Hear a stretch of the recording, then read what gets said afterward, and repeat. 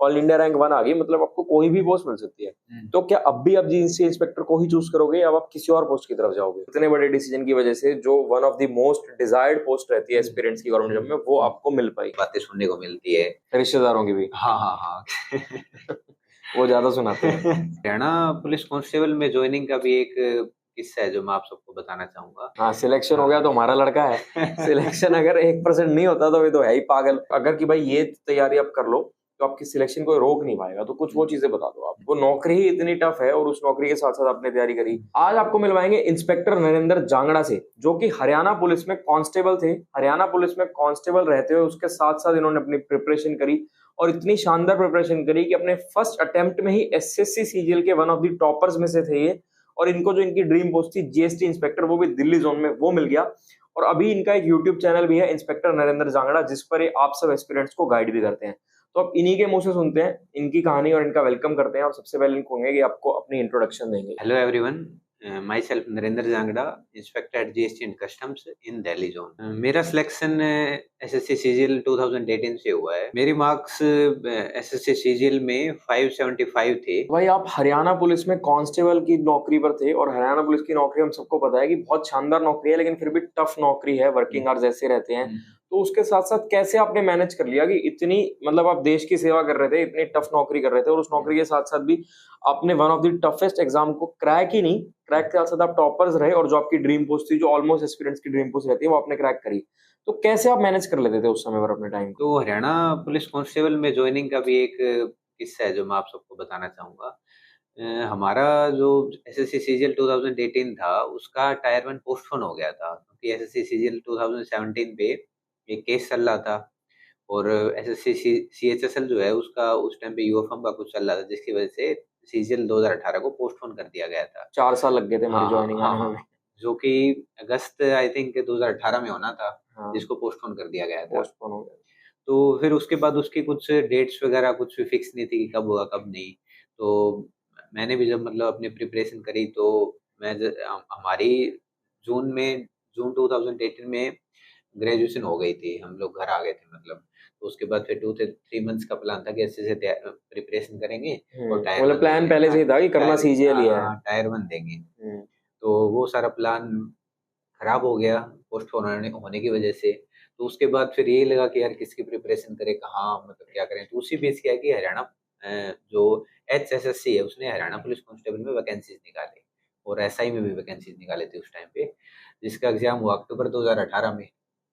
तो वो फिर मैंने मतलब वहाँ पे एग्जाम दिया और वो मेरा क्लियर हो गया था। तो उसके बाद फिर मैंने ज्वाइन कर लिया क्योंकि एसएससी सीजीएल का तो कुछ पता नहीं था पता नहीं कि था। कब होगा टायर 1 या कब नहीं। तो उसके बाद फिर मैंने हमारी ट्रेनिंग शुरू हुई।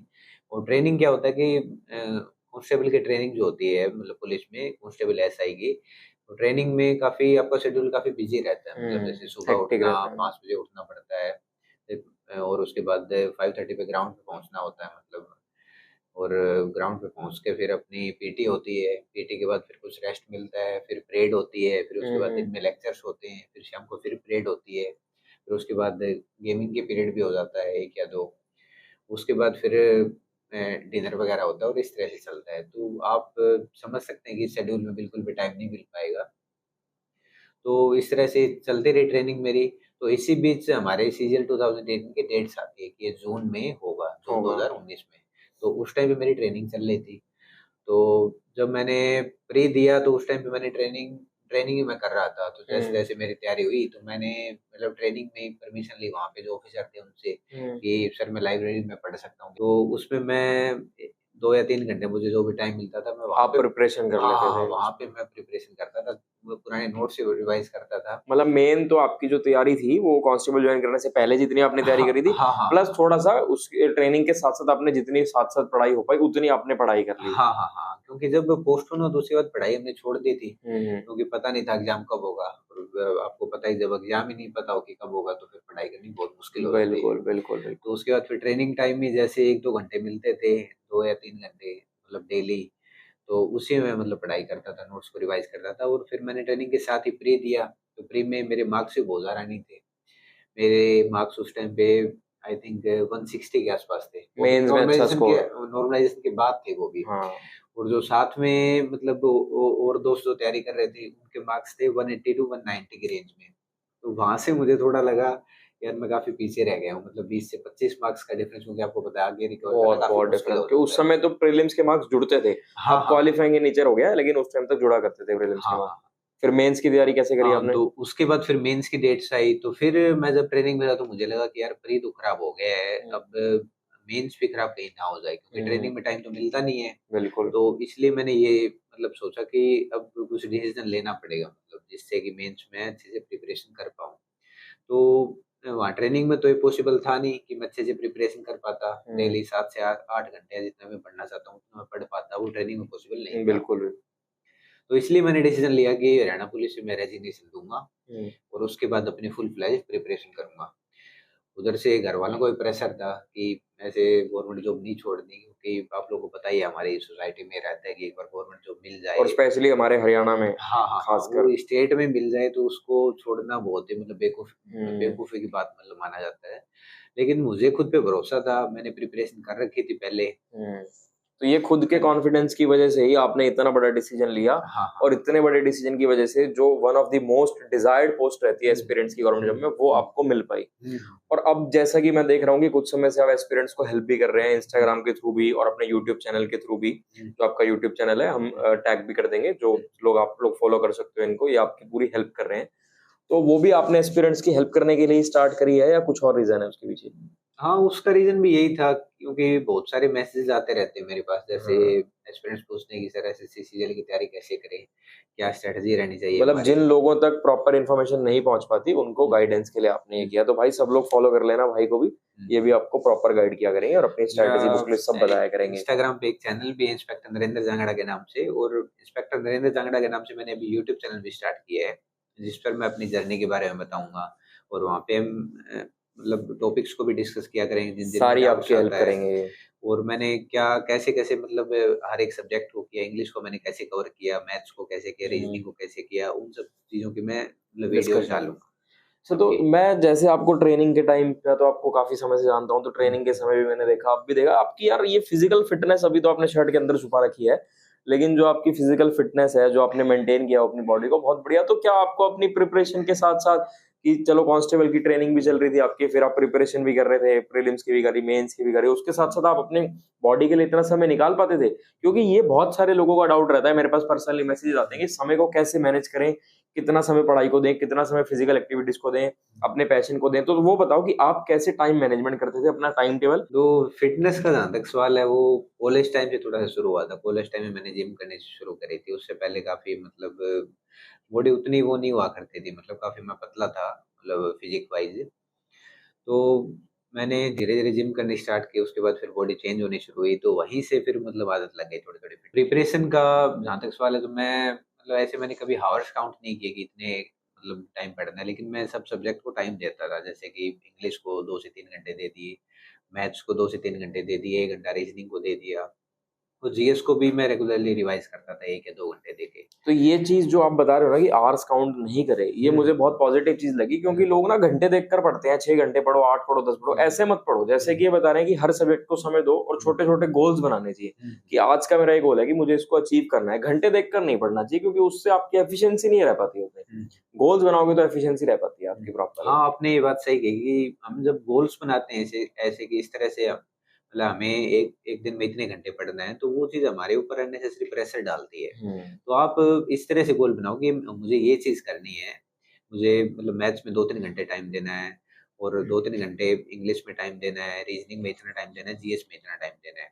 और ये टॉपिक मुझे 2 या 3 दिन में या जितने भी दिन में आपको लग रहा है आप कर पाओगे, उतना उसको टाइम मतलब वो करो, और उसमें आप अपने हिसाब से मतलब फिर पढ़ाई करो कि जैसे सुबह पढ़ लिए, दिन में मन नहीं किया तो फिर शाम को पढ़ लिए। इस तरह नहीं है कि मुझे 9 से 12 पढ़ना है, ऐसे फिक्स कर लिया आपने, या मतलब फिर ज्यादा रिजिड टाइम टेबल नहीं हाँ, हाँ, बनाना चाहिए, हाँ, फ्लेक्सिबल रखो आप अपने हुँ, आप को कि जैसे आप अपना हिसाब से मैनेज करो। जैसे आप कुछ लोग जॉब वाले भी होंगे, कुछ हुँ, कॉलेज वाले भी होंगे, तो उस हिसाब से टाइम को मैनेज करो। हुँ। तो आपने प्रिपरेशन के टाइम पे कहीं कोचिंग में लगाई थी या आपने खुद सेल्फ स्टडी ही करी थी? कोचिंग का जहाँ तक सवाल है, तो मैंने कोचिंग मतलब करी थी मैंने, तो जिसमें मुझे मेनली हेल्प थोड़ी जीएस में मिली थी, इंग्लिश मुझे ग्रामर में भी थोड़ी हेल्प मिली थी। बस मेन यही चीज़ें थी, जिसमें मुझे हेल्प करी, बाकी चीजें फिर मैंने खुद से ही मतलब करी थी। मतलब मेन जो है वो सेल्फ स्टडी ही है हाँ आपके लिए। हाँ हाँ, मेन सेल्फ स्टडी है। सेल्फ खुद पढ़ना ही पढ़ना है, कोचिंग वाले तो सिर्फ एक रास्ता दिखाएंगे। हाँ हाँ हाँ। और बुक लिस्ट क्या आपने फॉलो करी थी, बुक लिस्ट बता दो। बुक लिस्ट का जहाँ तक सवाल है तो मैंने मैथ्स में राकेश यादव के क्लास नोट्स फॉलो किए थे, और राकेश यादव की एक जो एडवांस की बुक आती है वो भी मैंने करी थी, और बाकी यूट्यूब से भी कुछ टॉपिक्स मैंने देखे थे।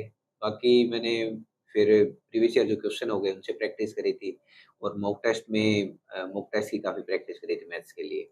इंग्लिश। और इंग्लिश का जहाँ तक सवाल है तो इंग्लिश में मैंने जो एसपी बख्शी एक बुक आती है वो करी थी, और एक नीतू सिंह आती है बुक, वो मैंने करी थी, और एक प्रीवियस ईयर क्वेश्चंस किए थे मैंने इंग्लिश में। और इंग्लिश में मैंने एक जो वोकैब की एक बुक आती है वर्ड पावर मेडेजी, मैंने वो भी करी थी, और बाकी प्रीवियस ईयर क्वेश्चंस किए थे, और प्रैक्टिस करी थी क्वेश्चंस की। बाकी जीके और रीजनिंग की अगर बात करें तो। और रीजनिंग की बात करें तो रीजनिंग मैंने प्रीवियस ईयर बस क्वेश्चंस किए थे, वो आई थिंक इनफ होता है रीजनिंग के लिए। थोड़े आप बेसिक्स जान लो, जो भी चैप्टर है उनके बेसिक्स आप देख सकते हो यूट्यूब से, उसके बाद बस उसमें प्रीवियस ईयर क्वेश्चन आपने कर लिए तो वो इनफ होता है। तो हम किसी भी टॉपर की बुक लिस्ट की अगर बात करते हैं तो मोस्टली टॉपर्स की बुक लिस्ट में देखने को यही मिलता है कि वो प्रीवियस ईयर क्वेश्चंस पर ही फोकस करते हैं। लेकिन आजकल का जो अगर हम करंट सिनेरियो देखें, करंट सिनेरियो ये चल रहा है कि कुछ लोग कहते हैं कि प्रीवियस ईयर क्वेश्चन से बात नहीं बनेगी, आप थोड़ा सा आउट ऑफ द बॉक्स आओ, कुछ मुश्किल क्वेश्चंस करो। तो आपका क्या मानना है कि क्या प्रीवियस ईयर क्वेश्चंस पर ही फोकस करना चाहिए या ऐसे मुश्किल क्वेश्चंस भी पढ़ने चाहिए? तो इस पे मैं कहना चाहूँगा कि देखो, आप जब एग्ज़ाम को आप प्रीवियस ईयर क्वेश्चंस के आप मतलब देखोगे 2 या 3 साल के, पिछले 5 साल के, तो आप उसमें देखोगे कि उसमें मतलब बहुत ज़्यादा जो मुश्किल क्वेश्चंस होते हैं, जो नए क्वेश्चंस आते हैं, उनका परसेंटेज एक बहुत ज़्यादा हाई नहीं रहता मतलब।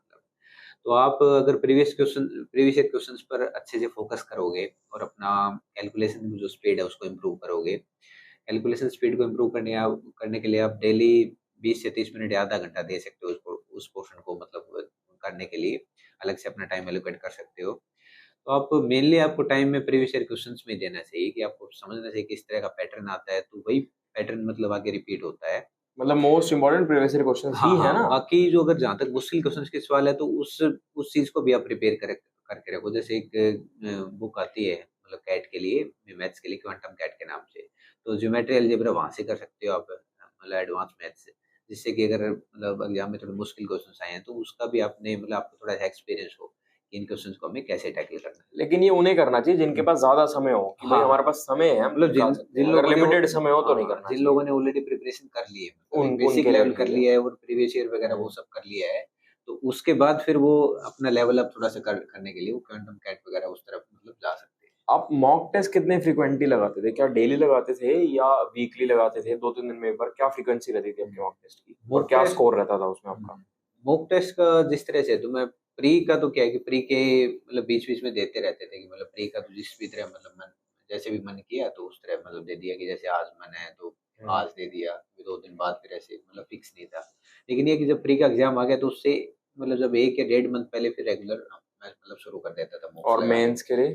और मेंस में क्या है कि मेंस में मैं वही करता था कि जब 2 या ढाई महीने में मेंस में मिलते हैं तो उसमें मैं 1 दिन छोड़ के 1 दिन मतलब पहले महीने, तो उसके बाद फिर रेगुलर मतलब शुरू कर रेगुलर देता था लगाने कि 1 लगते दिन हैं। जैसे मैथ्स का हो गया, 1 दिन जैसे एक दिन इंग्लिश का हो इंग्लिश का गया। हो गया और उसका हाँ। एनालिसिस भी करते होगे फिर। हाँ, हाँ, साथ में एनालिसिस एनालिसिस वाली बात जैसे इनने काफ़ी मतलब इन्होंने काफ़ी सही कही, क्योंकि एनालिसिस अगर आप नहीं करते हो मॉक टेस्ट का तो फिर कोई फ़ायदा नहीं है मॉक टेस्ट लगाने का। जैसे कि आपने हमें बताया वीडियो की स्टार्टिंग में कि हरियाणा पुलिस कांस्टेबल की जॉब छोड़ करके आपने एसएससी सीजीएल मेंस की प्रिपरेशन करी। हुँ, उस समय पर घर वालों का प्रेशर भी था, सब कुछ हुँ, भी था कि सरकारी नौकरी कौन छोड़ता है, और सरकारी नौकरी भी खासकर ऐसी पुलिस की नौकरी, यूनिफॉर्म वाली नौकरी कौन छोड़ता है। हुँ, तब तक तो पता नहीं था कि सिलेक्शन आपका सीजीएल में होगा या नहीं होगा, हुँ, क्योंकि आप प्रिपरेशन कर रहे थे, फाइनल नहीं था होगा या नहीं होगा। हुँ, तो जब आपका सीजीएल में सिलेक्शन हो गया और आपको इतनी शानदार पोस्ट मिल गई, उसके बाद आपके घर वालों का क्या रिएक्शन था?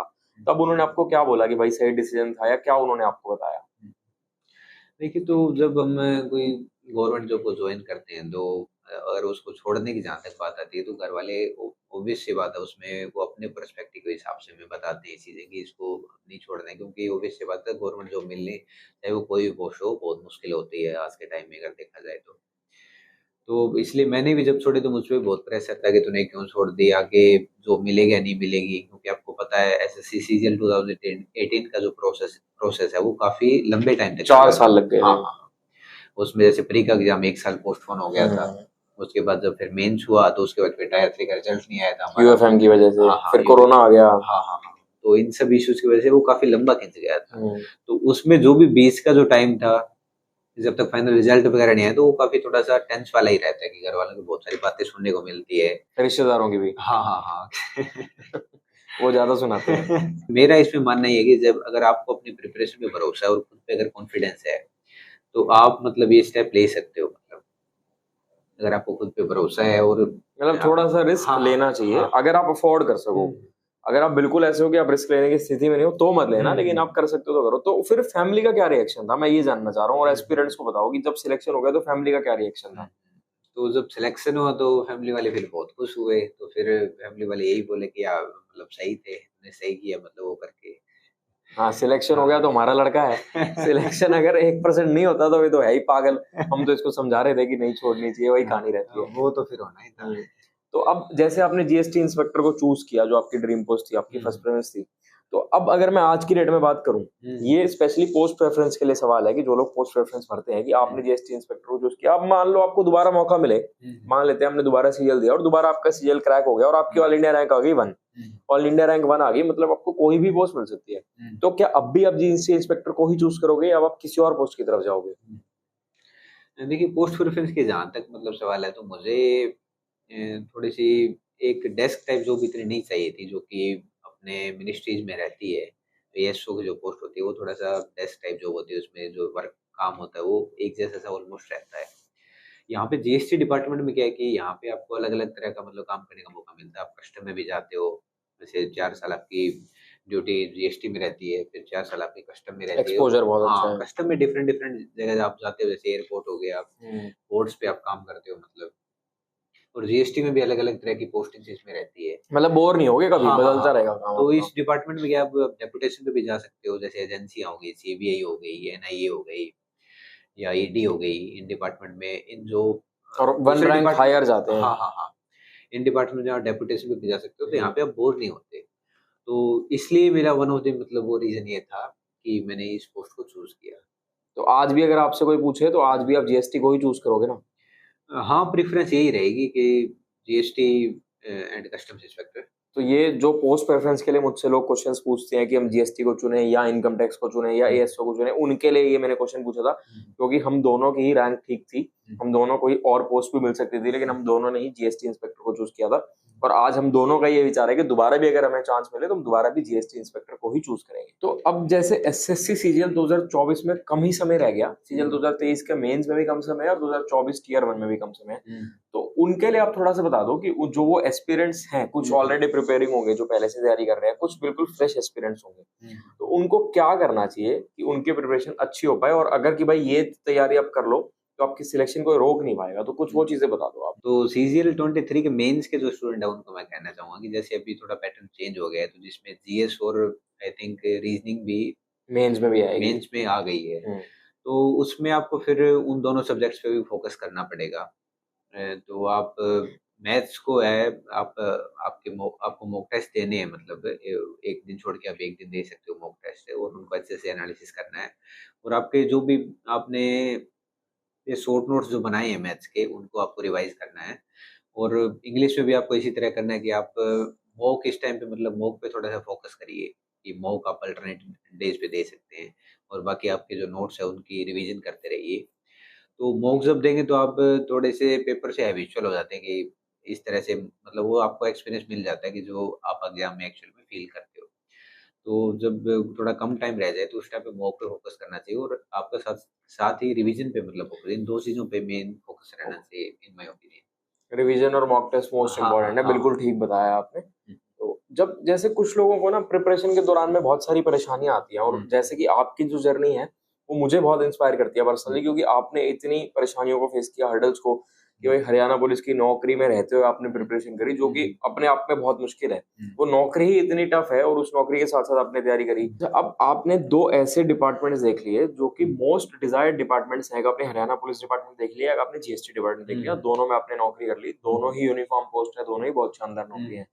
तो दोनों की ट्रेनिंग के अगर हम कंपेयर करें तो दोनों में किस में लाइफ इजी है, किस में वर्क लाइफ बैलेंस बेटर है, कि मोस्टली एस्पिरेंट्स का ही रहता है कि ऐसी नौकरी चाहिए कि वर्क लाइफ बैलेंस हो, वर्दी हो, वर्दी भी इन दोनों नौकरियों में ही है, खाकी हम्म। वर्दी है, और वर्क लाइफ बैलेंस, तो उनका थोड़ा सा आप कंपैरिजन बता दो कि एस्पिरेंट्स के लिए इजी हो जाए चूज करना, क्योंकि मोस्टली लोगों का डाउट रहता है, हरियाणा पुलिस से भी ज्यादा लोगों का डाउट रहता है कि दिल्ली पुलिस चूज करें या सीजीएल चूज करें, तो वो आप थोड़ा सा बता दो। तो इसमें मैं बताना चाहूँगा कि जैसे आप जहाँ तक पुलिस का सवाल है, तो पुलिस की थोड़ी-सी जो जॉब रहती है, वो थोड़ी-सी हेक्टिक रहती है, उसमें आपका वर्क लाइफ बैलेंस उतना नहीं हो पाता। क्योंकि आपकी 24 आवर्स की आपकी जॉब होती है, आपको कभी भी बुलाना पड़ सकता है। आपको 24 वर्क हर टाइम जब आप ड्यूटी पे जाते हो, तो आपको वर्दी में रहना होता है वहाँ पे। तो थोड़ा-सा वहाँ पे मतलब चीज़ें स्ट्रिक्ट रहती है, क्योंकि आपको किसी भी टाइम जाना पड़ जाता है।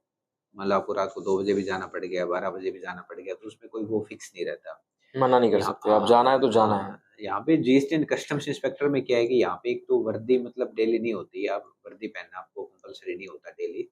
उसके बाद आपके इसमें फिक्स आवर्स होते हैं, मतलब ऐसे मतलब कई ऐसे नहीं होता कि आपको कभी भी बुलाया जा सकता है। मतलब ऐसे कभी कभी ऐसे रेयर पर का हो हाँ, सकता बहुत है, ही हाँ। मतलब रेयर ऐसे आएगा कि आप मतलब ऐसे ड्यूटी आवर्स के बाद मतलब आपको बुला लिया। तो यहाँ पे क्या है कि वर्क लाइफ बैलेंस आपका थोड़ा-सा सही रहता है। तो दोनों में अगर वर्क तो लाइफ ये बैलेंस की मेन बात करें तो ये जीएसटी हाँ, बेटर हाँ, हाँ। रहेगी। वर्क लाइफ बैलेंस की अगर बात की करी जाए, तो जीएसटी एंड कस्टम्स इंस्पेक्टर की पोस्ट बेटर मतलब उसमें है। आई होप कि नरेंद्र की जर्नी ने आपको इंस्पायर किया होगा, आपको मोटिवेट किया होगा, क्योंकि बहुत ही अच्छी इनकी ऐसी जर्नी है कि इतनी प्रॉब्लम्स को फेस करते हुए भी इन्होंने सीजीएल को फर्स्ट राउंड में क्रैक किया। तो इनकी जर्नी अच्छी लगी, वीडियो अच्छी लगी तो अपने फ्रेंड्स तक पहुंचाओ, अपने फ्रेंड्स के साथ शेयर करो, ताकि वो भी इनके साथ जुड़ सकें और मैक्सिमम लोगों तक इनकी जर्नी पहुंचे, मैक्सिमम लोग मोटिवेट हो पाए। नेक्स्ट वीडियो आपको किस टॉपिक पर चाहिए वो आप हमारे कमेंट सेक्शन में बता दें। जैसा कि वीडियो की स्टार्टिंग में बताया था, भाई का जो चैनल है इंस्पेक्टर नरेंद्र जांगड़ा, मैक्सिमम लोग जाओ, भाई को सब्सक्राइब करो और इनकी जर्नी और इनसे जो भी गाइडेंस चाहिए इनको बताओ।